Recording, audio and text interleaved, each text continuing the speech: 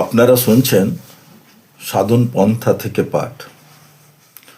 এর আগের পর্বে শুনেছেন দীক্ষা। আজকের পর্বে আছে উপাসনা প্রণালী প্রথম স্তর এবং আসন। एको मनीषी निष्क्रियाणां बहुनामेकं सततं बहुधा य करोति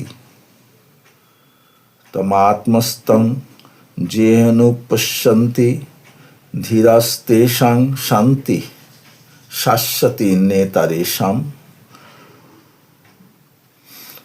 आत्मान मरणिं कृत्वा प्रणवञ्चोत्तरारणिं ध्यान निर्माथना भैषदेवं पश्य निगूढ़वत्।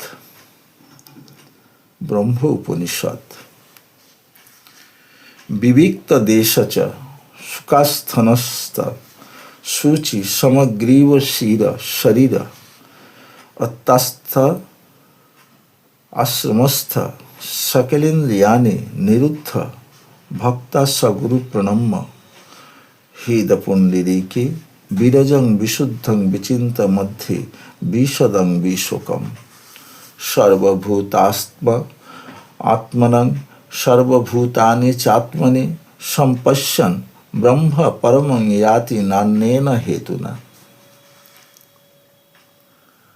स एव माया परिमोहितात्मा शरीरमस्थाय करोति सर्वं स्त्रियान्नपानादि विचित्र भोगै स एव जाग्रत परितृप्ति मेति स्वप्ने सजीव सुख दुख भुक्ता स मायाया कल्पित जीवलोके सुषुप्ति काले सकले विलीने तमोह अभिभूत सुख रूपमेति पुनश्च जन्मांतर कर्मयोगात् स एव जीव सपीति प्रबुद्ध जत्परं ब्रह्म सर्वात्मा विश्व आयतनं महत् सुखात् सुखतरं नित्यं तत्तमेव तमेव तत् जाग्रत स्वप्न सुषुप्ति आदि प्रपंचं तत्प्रकाशते तद ब्रह्माहमेति ज्ञाता सर्वब्रह्मै प्रमुच्यते। কৈবল্য উপনিষদ। অতঃপর নিত্য উপাসনার প্রণালী কথিত হইতেছে। সত্যাশ্রয়বৃন্দ ইহার মর্ম অবগত হইয়া সত্য সাধন অভ্যাস করিবে। উপাসনার প্রণালী ব্যতীত সাংসারিক আচরণ সম্বন্ধে স্বাস্থ্য রক্ষা সম্বন্ধে অবশ্য প্রতিপালনীয় কতিপয় কথাও এই গ্রন্থে লিখিত হইয়াছে। উহাকে কেহ বাজে কথা মনে করিয়া অবহেলা করিও না। উহা প্রতিপালন না করিলে উপাসনা ক্ষেত্রে সাফল্য লাভ করা প্রায় অসম্ভব হইয়া পড়িবে।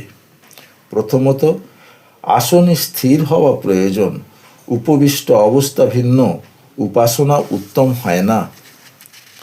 আসন স্বীয় বাসগৃহে উপাসনার জন্য নির্দিষ্ট পরিষ্কৃত নিভৃত কক্ষে উপবিষ্ট হইয়া উপাসনা করিবে।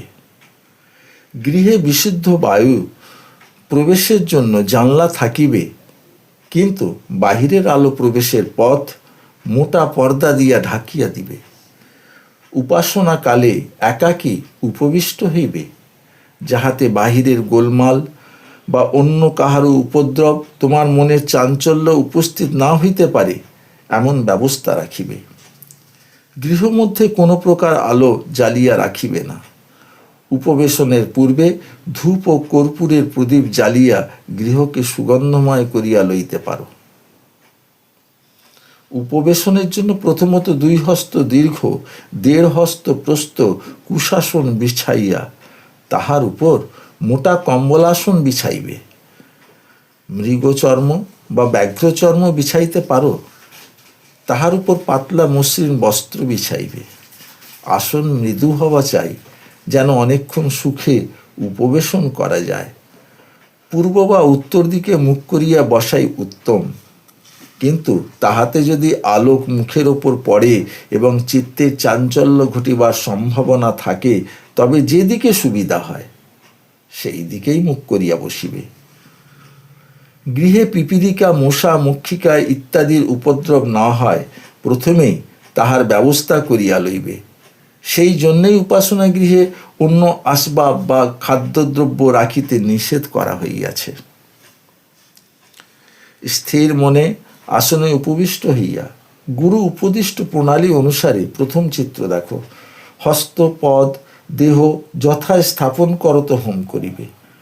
হোম প্রণালী দেখো। হোম শেষ করিয়া সাধ্যায় অর্থাৎ নিত্য পাঠ স্তুতির প্রথম স্তবক, নিত্য সাধ্যায় প্রথম স্তবক দেখো। সুরযোগে নয়ন মুদ্রিত করিয়া পাঠ করিবে। পাঠান্তে এক গণ্ডূষ জল পান করিবে, ইহাতে জিহবার জড়তা নাশ হয় এবং বায়ু ঠান্ডা থাকে, কণ্ঠ সরস থাকে। এইবার পুনরায় আসনের প্রতি লক্ষ্য করিবে। যেহেতু হোম ও পাঠাদি কার্যে মন লিপ্ত থাকায় আসন পরিবর্তিত হইয়া যাইতে পারে। সুখাসন, স্বস্তিকা আসন বা সিদ্ধাসনই উত্তম। আসনের প্রধান লক্ষ্য রাখিবার বিষয় দুই জানু অর্থাৎ হাঁটু যতদূর সম্ভব ভূমি বসিবার আসনে স্পর্শ করিয়া থাকিবে। মেরুদণ্ড সরল থাকিবে। মস্তক ও গ্রীবা মেরুদণ্ডের সহিত এক সরল রেখায় থাকিবে। নাভিদেশ অনাচ্ছাদিত এবং নাভির নিম্নভাগ যতদূর সম্ভব পিঠের দিকে আকৃষ্ট থাকিবে। চিবুক দ্বারা শ্বাসনালী অর্থাৎ গলদেশ ঈষৎ চাপা থাকিবে। হস্তদ্বয় এমনভাবে কোলের ওপর থাকিবে যেন তাহার জন্য কোনো প্রকার মনোযোগ রাখিতে বা বল প্রয়োগ করিতে না হয়। শ্বাস প্রশ্বাস রুদ্ধ করিবে না, ধীরে ধীরে প্রবাহিত করিবে, যেন কোনো প্রকার কষ্ট না হয়, অথচ অতি দীর্ঘভাবেও প্রবাহিত না হয়। চক্ষু বুঝিয়া গুরু উপদিষ্ট লক্ষ্যস্থানে মনের গতি ধারণ করিবে এবং চক্ষুর লক্ষ্য সেই স্থানে স্থাপন করিবে। ধ্যানযোগের প্রথম চিত্র ও তৃতীয় চিত্র দেখো। সাধন গ্রহণকালে গুরু যে কৌশলে অন্তর্দৃষ্টি পরিচালনা করিতে শিক্ষা দিয়াছেন তদানুসারে কার্য করিবে। চতুর্থ চিত্র দেখো এবং নিঃশ্বাস ও প্রশ্বাসের গতির সহিত তালে তালে গুরুদত্ত স্মরণীয় সৎনাম মনে মনে স্মরণ করিবে। হাতে বা মালায় জপ করিবে না। জিহ্বা বা কণ্ঠ নাড়িবে না, মুখে উচ্চারণ করিবে না। জিহ্বা গুরু প্রদর্শিত প্রণালীতে উল্টা অবস্থায় রাখিবে। এই প্রণালীতে অনূন্য 1 মাস কাল শুধু আসন প্রণালী ও শ্বাস প্রণালীর সহিত নাম স্মরণ এবং তৎসহ চক্ষুর দৃষ্টির সহিত প্রথম লক্ষ্য কেন্দ্রে মনের লক্ষ্য স্থির করা অভ্যাস করবে। যতক্ষণ বসিবার অবসর হয়, কষ্ট বা অনিচ্ছা না হয় ততক্ষণই বসিবে। তবে কোনো মতেই একেবারে 8 ঘন্টার কম সময় বসিবে না এবং প্রথমত 1 ঘন্টা ক্রমশ 2 ঘন্টা পর্যন্ত বাড়াইবে। প্রথম অভ্যাসে ইহার অধিকক্ষণ বসিবে না।